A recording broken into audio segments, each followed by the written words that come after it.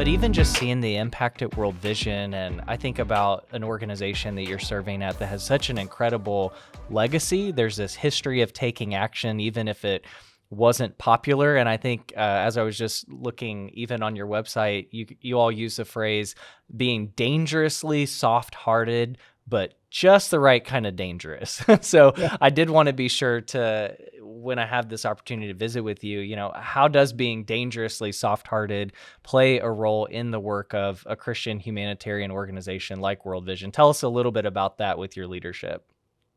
Yeah, I think you'd have to go back to our history as a ministry, right?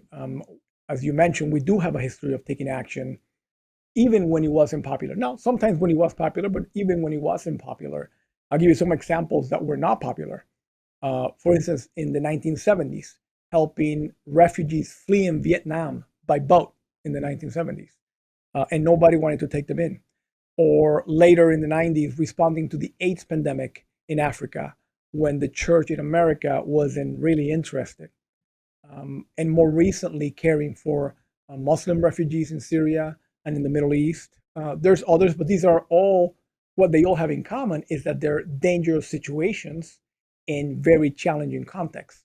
And we continue today. So that was in the past, but today we continue to operate in some of the world's toughest places. So that will be the dangerous part of it, if you like.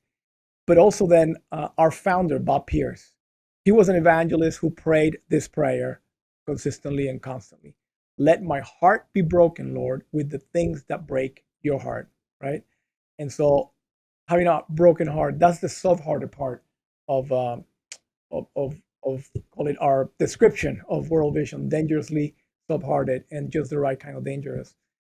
I would say that prayer, let my heart be broken with the things that break the heart of God. We have over 30,000 staff around the world, and they continue to pray that prayer. I pray that prayer in chapel with our staff. We really want our hearts, and we want our donors' hearts to stay tender to the needs in the world, and that's how we continue to be used by God and to be instruments for His miraculous impact.